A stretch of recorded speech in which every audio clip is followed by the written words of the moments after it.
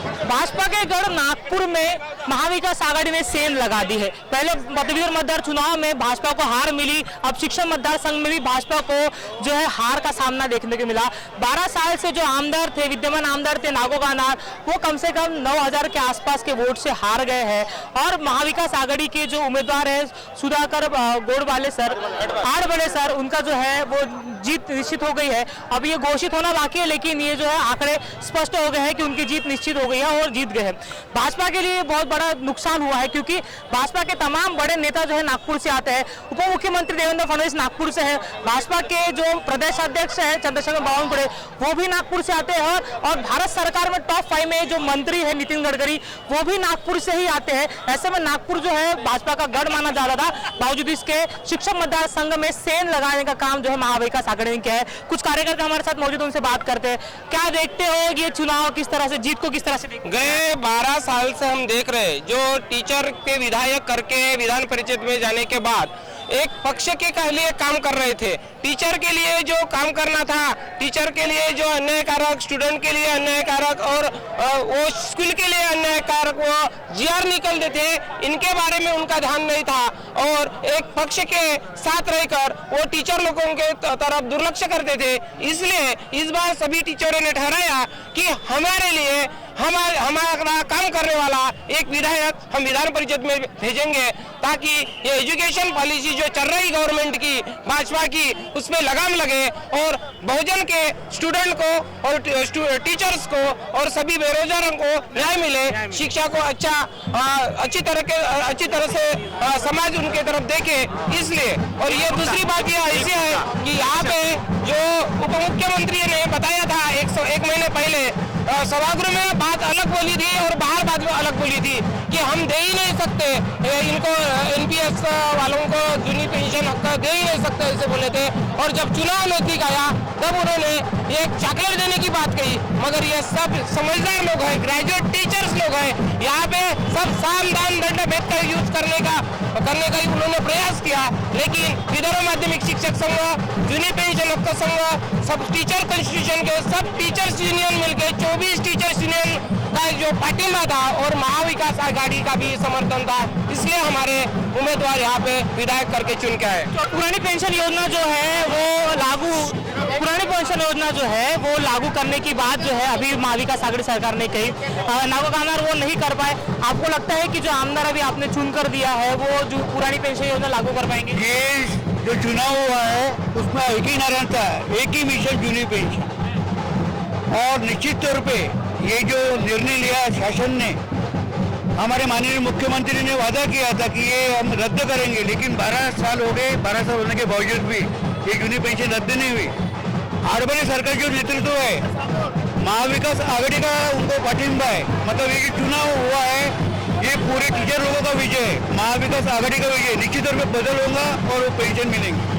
पुरानी पेंशन योजना लागू हो पाएगी? आप जो कह रहे हैं कि पुरानी पेंशन योजना लागू होनी चाहिए, क्या होगी? बिल्कुल होगी। अगर लड़ना चाहते हैं तो ये पुरानी पेंशन लागू होगी। और इसके लिए हमने सुधाकर अडवाणी जी को जो समर्थन किया है, वो समर्थन का मतलब ये था कि जब 12 साल से हमने सर को जो सहमति दी थे, मैं विजुट्टा का, Vidarbha junior college teacher association, पूरे 6 जिलों से हमने समर्थन किया था अडवाणी सर का, क्योंकि हमारी जो पुरानी पेंशन के लिए जो लोग काम कर रहे हैं नए पीढ़ी में, इसके लिए जो अभी जो अधिवेशन हुआ था, इस अधिवेशन में माननीय उप मुख्यमंत्री महोदय फडणवीस साहब ने कहा कि पुरानी पेंशन नहीं लागू होगी और उसका ये खामियाजाना भुगतना पड़ा है अभी विद्यमान आमदार जी को। और हम चाहते हैं कि अभी जो हमारे आमदार चुन के आए हैं, ये आमदार हमारे लिए पूरी ताकत से काम करेंगे। Vijukta, Vidarbha junior college teacher association, एक जूनियर कॉलेज का बहुत बड़ा संगठन है, 6 जिलों में काम करता, और हमने खुला पाठिंबा सर को दिया था। आपको लगता है कि पुरानी पेंशन योजना लागू हो जाएगी? क्योंकि 2.5 साल पहले महाराष्ट्र में सरकार जो थी महाविकास आघाड़ी की सरकार ही थी, लेकिन उन्होंने शिक्षकों के बारे में कोई नहीं बात की, पुरानी पेंशन योजना के बारे में तब उन्होंने जो है बात नहीं की। अब जो है उनके शिक्षक मतदार संघ से आपके जो उम्मीदवार है वो जीत के आए। क्या आपको लगता है कि महाविकास आघाड़ी जो 2.5 साल पहले सरकार में थी उन्होंने कुछ नहीं किया, अब एक आमदार आने के बाद हो जाएगा? बिल्कुल सर, हो जाएगा। इसलिए कि उन्होंने जो अपना एजेंडा रखा था महाविकास आघाड़ी ने, उन्होंने इसी एजेंडा पे रखा है कि पुरानी पेंशन हम लागू करने के लिए इनको आप समर्थन कीजिए। हम सब लोगों ने वाले टीचर ने उसी बात पे समर्थन किया है। अगर नहीं आता है तो बदलने के लिए हम सरकार और तैयार है। आपको गाना जब फॉर्म भर रहे थे तब उन्होंने अपने टोपी पहनी थी कि एक ही योजना जो है पुरानी पेंशन योजना के लिए टोपी पहनी थी, और ये भी कहा था कि हम पुरानी पेंशन योजना लागू करेंगे। वो भी वही दावा, वो जो दावा वो भी कर रहे थे और आपके कैंडिडेट भी वही दावा कर रहे थे, दोनों एक ही दावा कर रहे थे।